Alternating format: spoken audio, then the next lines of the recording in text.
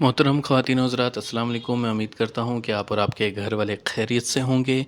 आज हम आपको पढ़ाएंगे डिफ़ॉरेस्टेशन के जंगलात का जो कटाव है वो क्या होता है, और हम आपको उसके कॉजेज़ भी पढ़ाएंगे और उसके इफ़ेक्ट्स भी पढ़ाएंगे।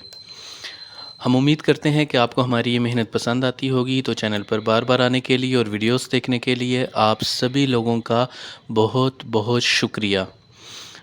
और हमें आपकी सिर्फ़ और सिर्फ दुआओं की ज़रूरत है, और आप हमें अपनी दुआओं में याद रखें, हमारे लिए यही काफ़ी है। तो डिफ़ॉरेस्टेशन से पहले आपको पता होना चाहिए कि फ़ॉरेस्ट क्या होता है। तो एक आपके पास जो जंगल होता है वो फ़ॉरेस्ट होता है, वो क्या होता है? वो एक कम्युनिटी होता है ट्रीज़ की, शर्ब्स की, हर्ब्स की और उससे एसोसिएटेड प्लांट्स की, ऑर्गेनिज़म्स की, जो कि कंसिडरेबल एरिया होता है, जो कि यूज़ करते हैं ऑक्सीजन, वाटर, सॉइल न्यूट्रिएंट्स और अपने आप को रिप्रोड्यूस भी करता है। तो इसको हम फॉरेस्ट कहते हैं। यहाँ पर आप इसकी डेफिनेशन को अच्छे तरीके से देख सकते हैं कि जो एक फॉरेस्ट होता है वो क्या होता है, उसकी डेफिनेशन क्या है। आप यहाँ पर इसको अच्छे तरीके से स्टडी कर सकते हैं। आपको फॉरेस्ट की समझ आ जाएगी तो डिफॉरेस्टेशन अपने आप समझ आ जाएगी। तो आप यहाँ पर वीडियो को पॉज करके इसको नोट कर सकते हैं। यहाँ पर आपको डिफ़ॉरेस्टेशन के बारे में बताया गया है कि जो फॉरेस्ट होता है, जब हम उसका कटाव करते हैं तो उसको डिफ़ॉरेस्टेशन कह देते हैं। तो जो जंगलात का कटाव है इसको डिफ़ॉरेस्टेशन कहा जाता है। मतलब कि जो एक एरिया है, एक आपके पास जो जगह है, एरिया है, वहाँ पर जो आप जो सफाई करते हैं उस एरिया की, वहाँ से दरख्त वगैरह को काटते हैं, वहाँ से आप जो दरख्त हैं, कीमती दरख्त, उनको काट देते हैं। तो वास्ट एरिया के ऊपर, एक अच्छे खासे एरिया के ऊपर, तो उसको डिफॉरेस्टेशन कहते हैं। तो आप यहाँ पर इसको देख सकते हैं।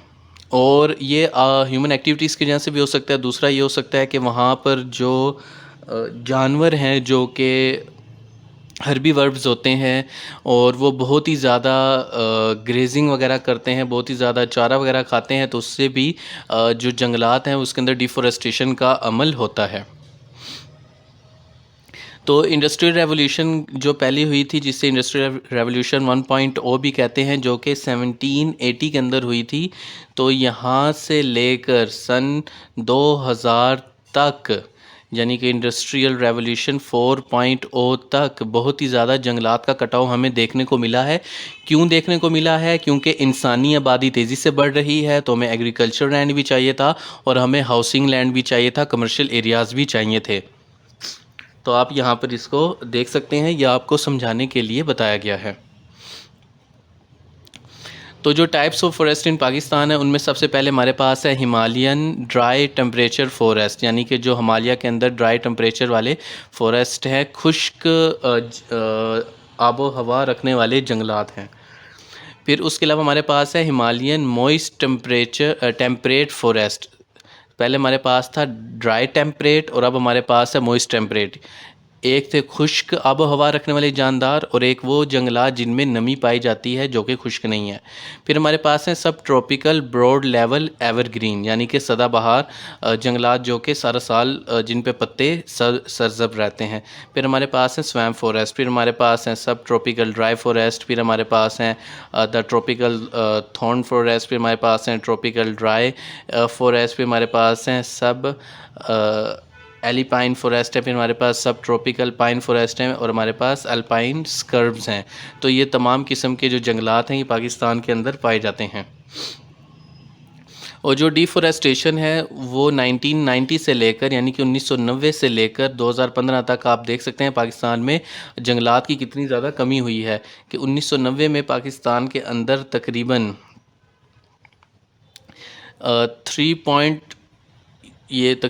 2 या 3% बनता है, इतना एरिया था जहाँ पर जंगलात थे।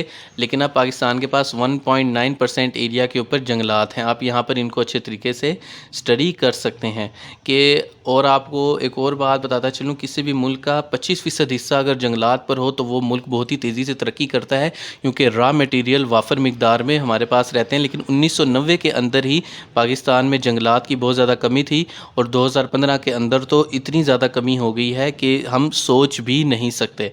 इसके अलावा आप देख सकते हैं कि जो ट्री कवर लॉस हो रहा है पाकिस्तान के अंदर सन 2001 से लेकर सन 2016 तक, तो सबसे ज़्यादा कहाँ हो रहा है? वो सबसे ज़्यादा खैबर पख्तूनख्वा के अंदर हो रहा है। यहाँ पर आप उसको देख सकते हैं। उसके बाद कहाँ हो रहा है?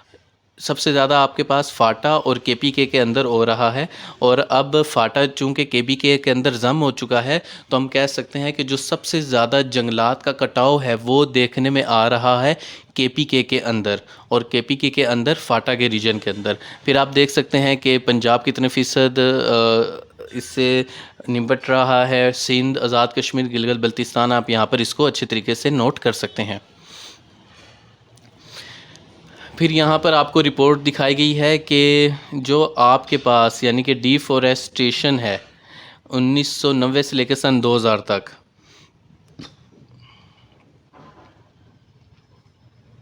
वो यहाँ रेड की सूरत में आपको दिखाई गई है। तो वो सबसे ज़्यादा कहाँ हो रही है?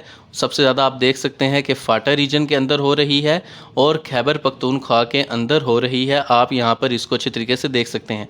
और अगर हम डिफॉरेस्टेशन देखें सन 2000 से लेकर 2010 तक, तो सबसे ज़्यादा हमें यहाँ फाटा के रीजन के अंदर देखने को मिल रही है। और अगर हम जो डिग्रेडेशन है वो देखें 1990 से लेकर सन 2000 तक, और अगर हम इसको अच्छे तरीके से देखें तो आप यहाँ पर देख सकते हैं कि वो किन किन इलाकों में देखने को मिल रही है। आप देख सकते हैं कि खैबर पख्तूनख्वा और फाटा, यानी कि अब तो इसको हम कंबाइन खैबर पख्तूनख्वा ही कहते हैं, क्योंकि फाटा केपी के अंदर जम हो चुका है। तो ये हमारा जो ये सूबा है वहाँ पर बहुत ही तेज़ी से जंगलात का कटाव वगैरह देखने को मिल रहा है। और यहाँ पर आप देख सकते हैं कि जो फायर इवेंट्स हैं मई जून 2001 से लेकर 2019 तक, तो आप इनको भी अच्छे तरीके से देख सकते हैं कि यहाँ पर जो ब्लू कलर है ये आदम खेल को शो कर रहा है, जो यहाँ पर ये ऑरेंज नुमा कलर है ये अटक को शो कर रहा है, यहाँ पर ये जो ग्रे है ये भिम्बर को शो कर रहा है, यहाँ पर ये फिर जो ये जो थोड़ा डार्क ब्लू है ये हरीपुर को शो कर रहा है, और ये जो सबसे लाइट ब्लू है ये आपके पास रावलपिंडी को शो कर रहा है, और जो सबसे डार्क ब्लू है ये मुजफ्फराबाद को शो कर रहा है। तो यहाँ से आप इस डेटा को नोट कर सकते हैं, और अगर आप ये डेटा लिख देंगे 2 या 3 पॉइंट्स बनाकर तो बहुत ही ज़्यादा अच्छा इंप्रेशन पड़ता है। इसके अलावा आप देख सकते हैं कि जो फॉरेस्ट फायर बर्न्ट एरियाज़ हैं वो सबसे ज़्यादा कहाँ पर हैं? वो सबसे ज़्यादा केपीके के अंदर हैं। आप यहाँ पर उसको अच्छे तरीके से देख सकते हैं।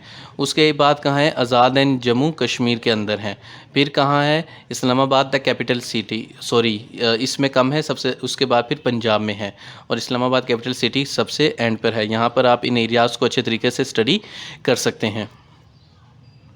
और इसके अलावा जो डीएचए वगैरह जो सोसाइटीज़ हैं ये भी बहुत ही ज़्यादा एग्रीकल्चरल लैंड को नुकसान पहुंचाती हैं। डीएचए हो गया, बैरियर टाउन हो गया, और इस तरह की दूसरी सोसाइटीज़ हो गई। ठीक है, पाकिस्तान को अच्छी हाउसिंग सोसाइटीज़ की ज़रूरत है, लेकिन आप वर्टिकल बिल्डिंग्स बनाए ना, आप हॉरिजॉन्टल क्यों बना रहे हैं? आप पाकिस्तान के अंदर वो वाला कल्चर लेकर आए ना कि 15-15, 20-20 मंजिला इमारतें बनाएं और उसके आसपास पार्क और दरख्त वगैरह उगाएं। और अगर आप हॉरिजॉन्टल फैलते चले जाएंगे तो एग्रीकल्चरल लैंड का भी बहुत ज़्यादा नुकसान होगा। अभी हाल ही में जो डीएच मुल्तान है, पता नहीं कितने एकड़ के ऊपर जो आम के दरख्त थे वो बिल्कुल उनका सफाया कर दिया गया, क्योंकि डीएचए बन रहा है। और जिनका ये इदारा है हम उनका नाम नहीं ले सकते, खैर उसको वैसे आर्मी कहते हैं।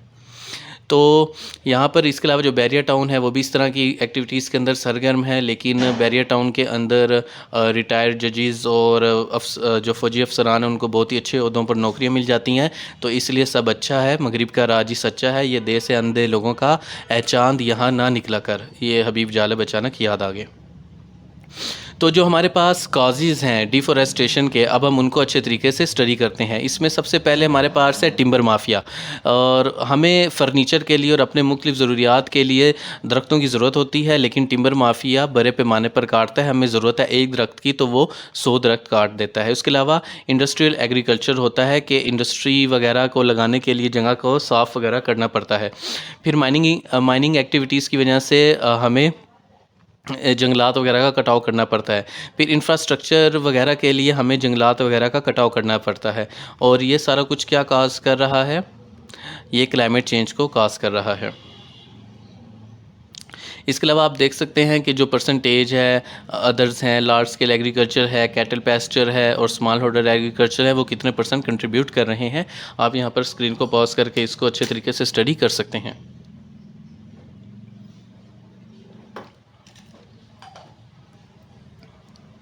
यहाँ पर आपको कनाडा का डेटा दिखाया गया है और ये समझाने के लिए दिखाया गया कि किस तरह से जंगलात का कटाव होता है मुल्क की तरक्की के लिए, और जितने जंगलात काटे जाते हैं कोशिश की जाती है उससे डबल उगाए भी जाएं ताकि फ्यूचर के अंदर फिर उनको इस्तेमाल करके मुल्क की तरक्की हासिल की जा सके। इसके अलावा जो आपके पास डिफॉरेस्टेशन है वो फार्मिंग की वजह से होती है, वो रोड बिल्डिंग की वजह से भी हो सकती है, और वो जो लॉगिंग वगैरह है टिम्बर वगैरह उसकी वजह से हो सकती है, एनर्जी डेवलपमेंट की वजह से हो सकती है, और पॉपुलेशन ग्रोथ और न्यू सेटलमेंट्स वगैरह भी की वजह से हो सकती है, और मिनरल एक्सट्रैक्शन की वजह से भी हो सकती है। तो ये 6 वजूहात हैं जिनकी वजह से जंगलात का कटाव किया जाता है। आप यहाँ पर इनको स्टडी कर सकते हैं। इफ़ेक्ट्स ऑफ डिफॉरेस्टेशन देखें तो ये वाइल्ड फायर्स के अंदर बहुत ज़्यादा इजाफा कर देते हैं। आप यहाँ पर इसको देख सकते हैं, जिससे बायोडाइवर्सिटी और नेचुरल साइकिल्स का लॉस होता है और उसका डायरेक्ट इम्पैक्ट पूरी दुनिया पर पड़ता है, उनके एटमॉस्फेयर के ऊपर पड़ता है। और उससे क्या होता है, लॉस ऑफ बायोडाइवर्सिटी हो जाता है। जहाँ पर जानवर रहते हैं, जब उनका घर ही उनके पास नहीं रहेगा और वो खुराक हासिल नहीं कर सकेंगे तो वो मर जाएंगे। इसके अलावा जब दरख्त नहीं होंगे, आपको पता है कि जो दरख्त होते हैं वो कार्बन डाइऑक्साइड को CO2 को यूज़ करते हैं। खैर यहाँ पर ये गलती है, ये जो CO2 है, ये जो 2 है, ये O से नीचे की तरफ होना था, उसके साथ नहीं होना था। तो अगर आप पेपर में ऐसे लिखेंगे तो ये गलत बात है। आपने C लिखना है, O लिखना है, और O के दाएं तरफ नीचे 2 डालना है। कुछ इस तरह से मैं आपको लिख कर दिखा देता हूँ। यहाँ पर आप C लिखेंगे, O लिखेंगे, और O के साथ नहीं बल्कि उसके नीचे दाएं तरफ 2 लिखेंगे, तो ऊपर गलत लिखा हुआ है। और यहाँ पर आपने केमिकल फार्मूलाज को ऐसे लिखना होता है। तो जब दरख्त होते हैं वो कार्बन डाइऑक्साइड को कंज्यूम करते हैं और ऑक्सीजन पैदा करते हैं। तो जब दरख्त ही मौजूद नहीं रहेंगे तो कार्बन डाइऑक्साइड कंज्यूम नहीं हो सकेगी और उसकी वजह से CO2 की कंसनट्रेशन में इजाफा हो जाएगा और उससे क्लाइमेट चेंज होगा। और जब दरख्त नहीं होंगे तो नेचुरल साइकिल डिस्टर्ब होंगे और उससे कहत वगैरह हो सकता है। और जब दरख्त वगैरह नहीं होंगे, नेचुरल साइकिल डिस्टर्ब होंगे, तो जारी बात है वाटर साइकिल भी डिस्टर्ब होगा। और जब दरख्त नहीं होंगे तो पानी के बहाव को कंट्रोल नहीं किया जा सकेगा और वो पानी दरियाओं नदी नालों से निकलकर शहरों की तरफ आ जाएगा और आबादियों को बर्बाद कर देगा।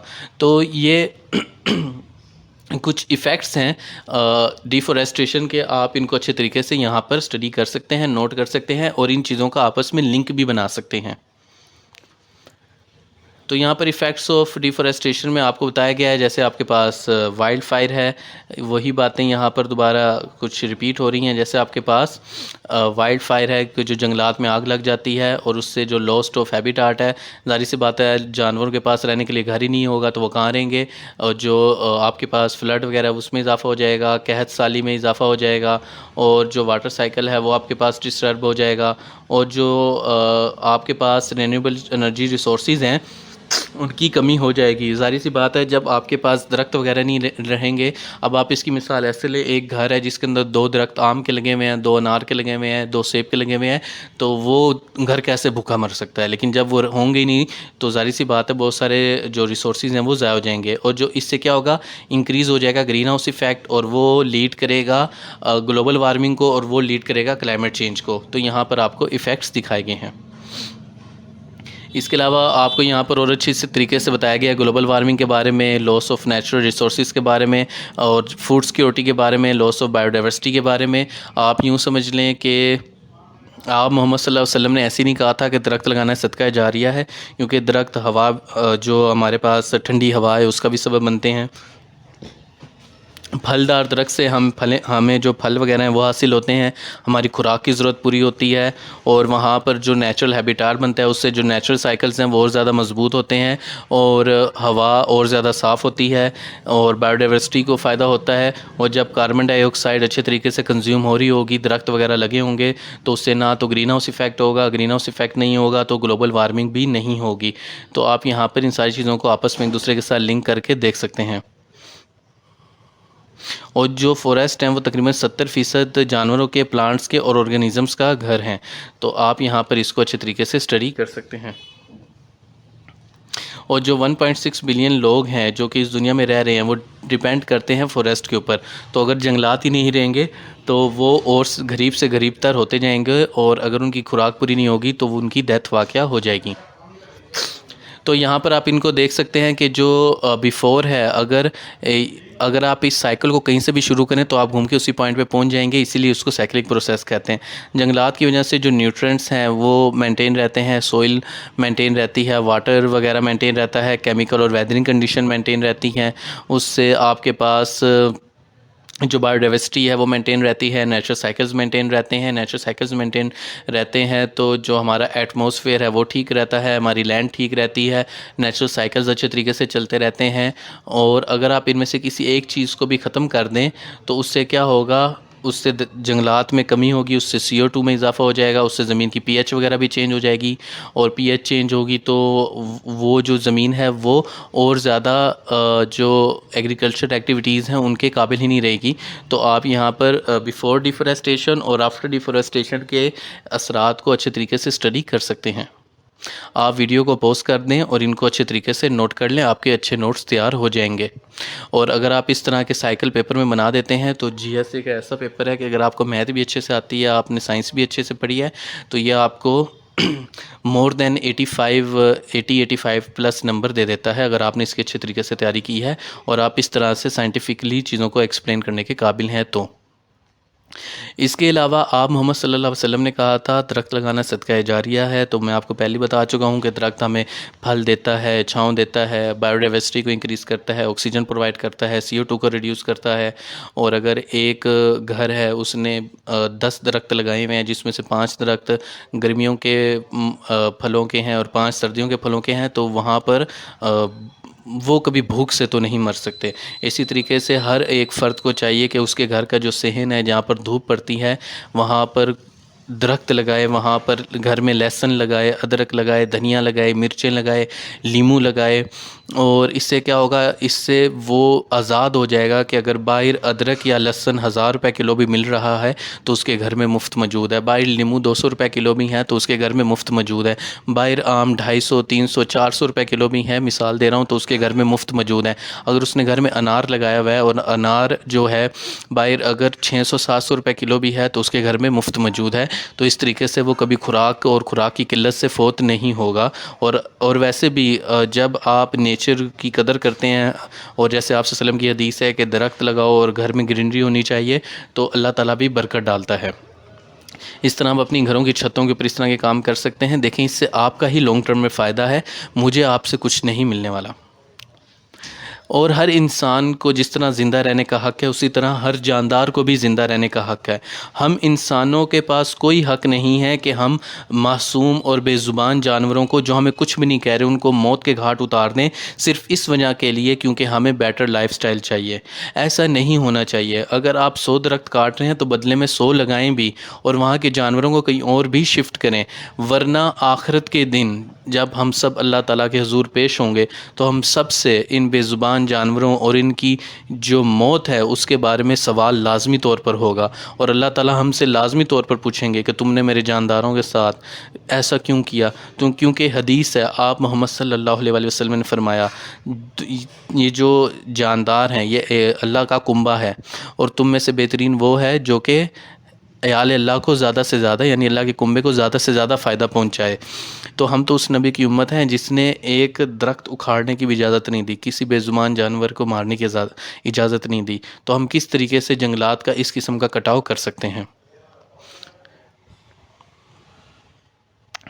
हाँ, हदीस यूँ है कि तमाम दुनिया याल अल्लाह है, अल्लाह का कुंबा है और तुम में से बेहतरीन वो है जो अल्लाह के कुंबे को ज़्यादा से ज़्यादा फ़ायदा पहुँचाए। और हम उम्मीद करते हैं कि आपको हमारे लेक्चर पसंद आते होंगे और आप हमारी मेहनत को पसंद करते होंगे। तो चैनल पर बार बार आने के लिए और वीडियोस देखने के लिए आप सभी लोगों का बहुत बहुत शुक्रिया। आप हमें फ़ेसबुक, इंस्टाग्राम के ऊपर लेटेस्ट अपडेट्स के लिए फ़ॉलो भी कर सकते हैं और बाकी आप लोगों की मर्ज़ी है। अल्लाह हाफ़िज़।